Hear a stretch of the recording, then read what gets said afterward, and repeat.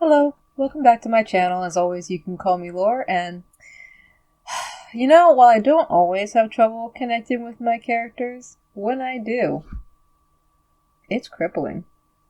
We're gonna talk about things and maybe make some things too.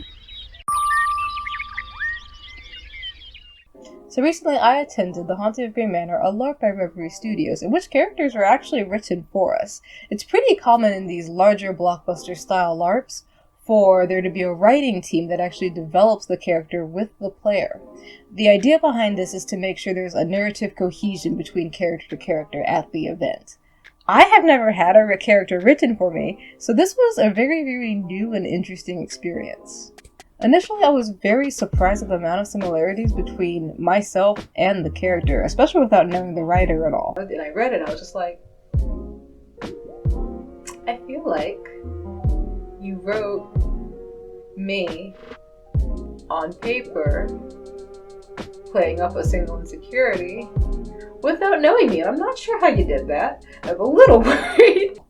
Originally I thought, oh, well, this will be fine, it'll be great. It's pretty much me, or it's very, very, very similar to me, so it'll be easy to play. However, I found out very quickly that I was having a lot of trouble actually understanding this character.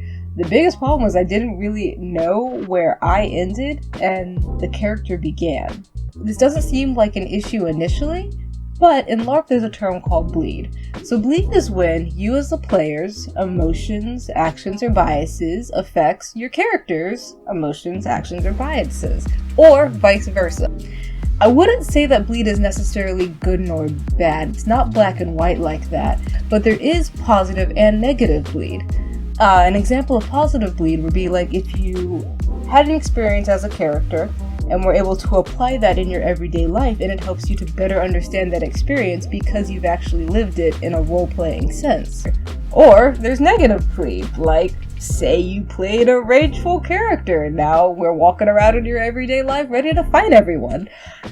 It really depends on how it affects your everyday life or role-playing. In the case of my most recent LARP character, Cass, I found that we both have a tendency to really engross ourselves in our work to the point of overworking. Now, Cass does so to atone for a blameless event that happened in their childhood that they absolutely blame themselves for, but thinking ahead to after the event, I didn't really want to take home survivor's guilt or crippling sadness for a loss that never happened. So, I thought that it was really, really important to find that separation between that character and myself. Also, it makes them more unique. So I thought for today we could talk about how I got through this character block. Now, I'm certainly no expert, I'll never pretend to be, but I felt like if any of my process could help anybody else out there potentially suffering from the same thing, why not put my process on the internet for the entire world to critique and view? A lot of these steps that I'm about to mention are actually tools that I use when making my own characters LARP or D&D from scratch, so I guess I figured that they would help me understand a pre-existing character. Step number 1, start a Pinterest board. If you cannot fathom where to start, I always start with the Pinterest board, and in this case, I started with the Pinterest aesthetic board. So after memorizing and internalizing my character sheet, pretty much scanning it 50 times, I headed over to Pinterest, and I scrolled, and anytime I saw anything or felt anything that seemed like it resonated with my character, I pinned it. It didn't really matter if I knew why at this point, so it could be completely based on vibes, it could be based on shapes, it could be based on colors, it could be a back alley where someone died once and it just felt right, I don't know. But pin it, and we'll talk about why later. If it helps you to narrow down the search, one thing that I did is while looking at our character sheet, I went through and I identified a singular theme that I could then use as a search term on Pinterest. While looking through Cass's character sheet, one thing that I found was she kind of had this vintage academic vibe in my head. And so I searched pretty much that, vintage academic, and that's where I started my search. This will send you down a rabbit hole, but follow it. Follow it, embrace the primordial chaos vibe. So over time, as you pin more and more things, you'll probably start to see a trend or a pattern on the board. Next, you can analyze the board. So maybe you pinned a landscape or a setting. Think, how does this setting relate to your character? How does it relate to their backstory? Where does it fit in their kind of life timeline? Were they there as a child? Were they there growing up? Think about it. Or say that you pinned or you realize a trend in the style of clothing that you're pinning for this character. Think about what that would feel like to wear. Is it free-flowing or is it tight and restrictive? How would it affect the movement of your character? If you're having trouble visualizing that, think about people or characters in media that wear similar clothing to that. How do they move in it? And are there trends in their personalities for the characters that wear the same type of clothing? You can actually learn a lot about a person by the clothing that they wear or what they feel comfortable in. From this, you'll hopefully be able to glean some pretty basic information that you can then work off of about how the character dresses, some of their potential mannerisms, and how it all connects to their personality. The second thing I like to do is create a music playlist. I love cultivating music for playlists for characters, D&D or otherwise. I often use them when I'm getting ready for an event, putting on makeup, or if I'm just trying to settle into the character before the game. I find it very, very useful because you're pretty much creating a soundtrack. You're creating mood music to settle into your own character.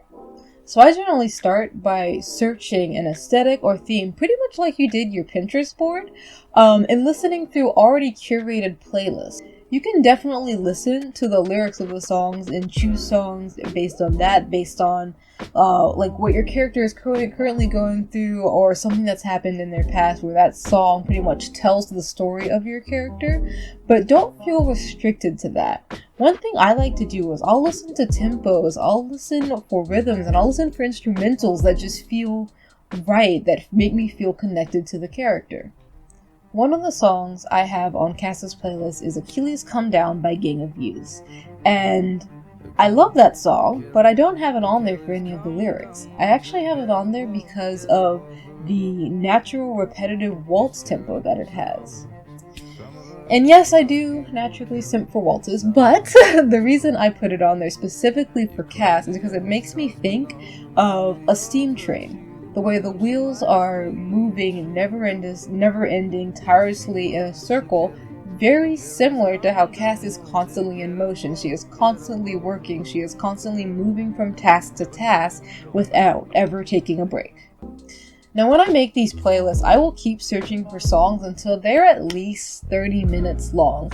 Don't feel restricted to 30 minutes at all. It's just what I like to do, but I find that for myself, a 30-minute playlist is, even on a bad day, the amount it will take for me to listen to the songs to really settle or melt away into that character. If you want to do a little less, I would recommend it at least being 20 minutes or 4 to 5 songs for a playlist to really be effective for you. I generally also have one song on the playlist that is pretty much the anthem for the character, and I do that just in case I don't have enough time to listen to the full playlist. So if I need a quick refocusing, I can listen to that one song and be immediately thrown back in. Lastly, don't be afraid to make a story in your playlist. I generally like to make mine with an intro, a bunch of songs with themes or story in the middle, and then an outro. And I do this because when I'm listening to it, when we get to the natural ending of the playlist, the outro kind of fades away and the only thing that's left is the character. The last and potentially most helpful thing that I did to really connect to Cass was to create a character sheet. This is something I do for my D&D characters, but that's generally relating the character traits back to things in the backstory. I actually didn't think to do this for Cass until another participant in the Grey Manor chat posted theirs, so please, this is 100% inspired, the format is 100% inspired by the character sheet that they posted. So please do not give me the credit, but I found it very, very helpful. With Cass's character sheet, I started with the basics. Name, birth date, zodiac sign, and group affiliations. Even if you're not a prescriber to astrology, zodiac signs have a pre-written analysis of combinations of personality traits that I find very useful to character development. It's pretty much like a little personality cheat sheet. Then I moved on to a one-sentence summary of my character. I actually found this very difficult at first, but was finally able to boil it down to 3 questions to kind of synthesize this sentence. And the 3 points that I kind of figured were, what does she do? How does she do it? And what does she want? These questions kind of remind me of how I flesh out my NPCs when I DM, but that could be a whole nother video. And I'm not completely sure if I'm sold on this sentence, but I think it works. Next, we look at symbols and aesthetics for the character. And so literally you could take the search terms or the aesthetics from your Pinterest board and plug it into words on this character sheet. With Cass, I had already figured out how I wanted her to dress, which arguably took some time, but this helped me figure out what I wanted to do for her makeup as well. Now to what I think is the most important thing on this game sheet, fleshing out their expected behavior and their in-character goals. Now, this is definitely kind of geared towards LARPing. However, you can definitely use this and apply this to role-playing at a table as well. Looking at expected behavior. These are things, mannerisms, idiosyncrasies that you can expect your character to do unprompted. So for Cass, because of her try-hard and overly helpful nature, anytime anyone asks for help, she would volunteer. That's a no-brainer. She's a paramedic, so naturally her inclination will be to triage in dangerous situations. Now the one that was a little less obvious to me was the second one, fidgeting with the Spider-Man watch when overwhelmed. So on Cass's character sheet, it mentioned that Owen, Cass's deceased brother, loves Spider-Man, and I really want to find a way to work this into Cass's character design. So it made sense because of their dependent relationship that Cass would continuously wear this memento of her brother and turn to it in adverse times. I found having these expected behaviors really useful because, even if you had no clue how your character would react in a situation, you at least had these core expectations to build off of. It's kind of like a base of operations or safe actions that you can return to. Then we have in-character goals. No matter the format of the game or written story, everything in the universe has at least a single motivation. Humanoids are complex creatures and often have multiple. There is something that they want or a role they want to fulfill in the universe. It's nature. So finding these motivations, what your character wants to do, is going to inform literally every action and interaction that you have. So because Cass is written for me, her motivations came in a nice neat bow on a character sheet. The motivations were 1, someone needs help, find them, help them. 2, try to relax. And 3, try to talk about Owen. So from those, I made these. If you do not have motivations, nice, clean, written for you by a skilled writer, one thing I would recommend asking yourself is, what does your character want? What do they want now? And what do they want ultimately? When thinking about these motivations, try to make sure you don't create a character that stands in the corner and doesn't need anybody and doesn't want to be talked to or doesn't want to be bothered. If that's the case, why are they there?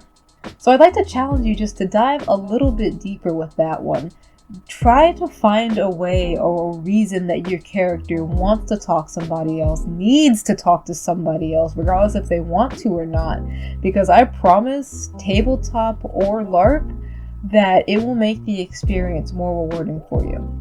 So there you have it. These are the steps that I use to understand and connect with Cass as an independent entity. So for continued study, there's a lot of YouTubers that have done similar content that I have personally found very, very helpful as well, and I'll link them below and at the cards at the end. I'd also love to hear about strategies that you use in your own games or in your own LARPing that help you connect or create characters.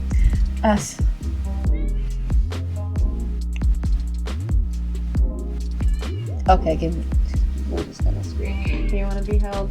You want to be in the intro? In the outro? Come here, BB. I'm here, BB. Yeah. Alright, come on. I love BB. Yeah, BB.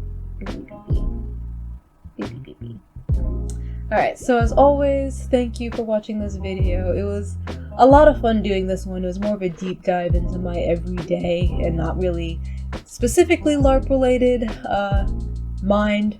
So thank you so much for watching this video. If you happen to like it, if you want me to do more of these videos, consider pressing the like button down below. And if you want to watch more of my LARPing, cosplaying, sewing, or cat journey, consider subscribing as well.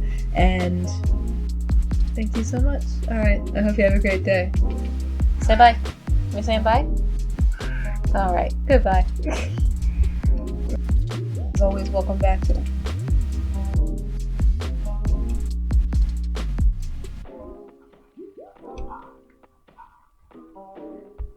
Reason for this is to itch my mouth. Itch my mouth right in the middle of my sentence so I can't focus anymore. It may not seem like an issue initially. Don't know who did that in the middle of me talking. Okay. Blah. How? Now how? Now how? Now how? My apple cider is cold. That's my jingle for apple cider. Apple cider is cold. It's sad. Blah, blah, blah, blah, blah. Blah, blah, blah, blah, blah, blah, blah, blah. Blah, blah, blah, blah, blah, blah. Blah, blah, blah, blah, blah, blah, blah, blah, blah, blah, blah, blah.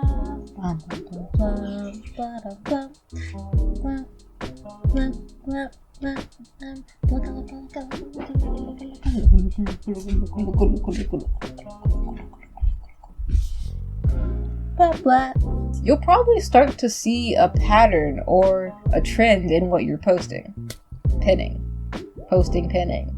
Twerking. Work. Okay. Due to the oh my god. Patients came in a nice neat bow on the character sheet. A bird hit the window. That's my cat. And there she is. She's loose. Oh boy. Yep. No big yawn. So we're gonna chatter out the window now while I'm recording. Can you see some birds? Okay. Oh. Yes. The answer is yes.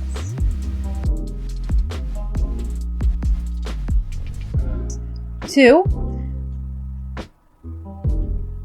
What was 2? Oh, if you want to see more of my LARPing, cosplaying, costuming, sewing, who knows journey, consider pressing the subscribe button as well, and my video stopped. I reached 400 views. My little baby channel is doing it. We're doing it. You know?